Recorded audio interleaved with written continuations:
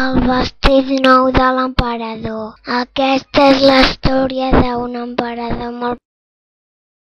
Hi havia una vegada un emperador que vivia en un país molt llunyà. Era molt presumit, sempre s'aprovava vestits i barrets, capes i corones, tenia milers de miralls i cada dia s'estrenava un vestit nou.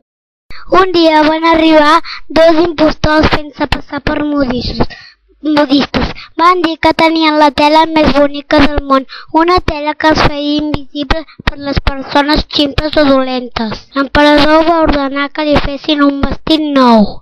Els dos impostors van acceptar la feina, però a canvi volien un baúl ple de monedes d'or i pedres precioses. Al cap d'uns quants dies, l'emperador va cridar un dels seus ajudants i li va dir: «Ves a veure com va tot i torna de seguida i explica'm-ho». L'home hi va anar-hi, però no va veure cap vestit fet, només un maniquí despullat, però com que no volia quedar com un ximplet, va dir que el vestit era molt maco.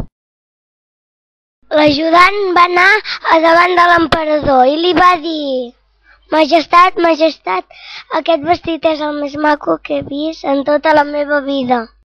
L'emperador va anar a veure el vestit, però no va veure cap vestit, però com que no volia quedar com un ximplet, va dir que l'estrenaria el dia de la festa major. Va arribar el dia de la festa major. Els sastres mentiders van anar a vestir el rei amb aquell vestit que no existia i li anaven dient: «Meravellós, quin vestit més maco, quins colors més bonics!» L'emperador es mirava per tots els miralls, però no veia cap vestit, però no volia quedar com un ximplet i no deia res. Va sortir a fora a passejar-se al mig de la gent. La gent cridava: «Magnífic, formidable, preciós!» Ell es pelava de fred però no deia res. La farsa va donar una bona estona.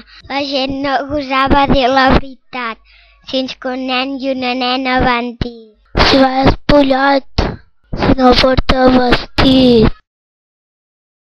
L'emperador va descobrir que l'havien enganyat. Vermell com un tomàquet va tornar cap al palau. Va arribar al palau ben avergonyit i amb un bon constipat. L'emperador va deixar de ser tan presumit i va donar les gràcies al nen i la nena. I vet aquí un gat, i vet aquí un gos, i aquest conte ja s'ha fos. Espero que us hagi agradat molt.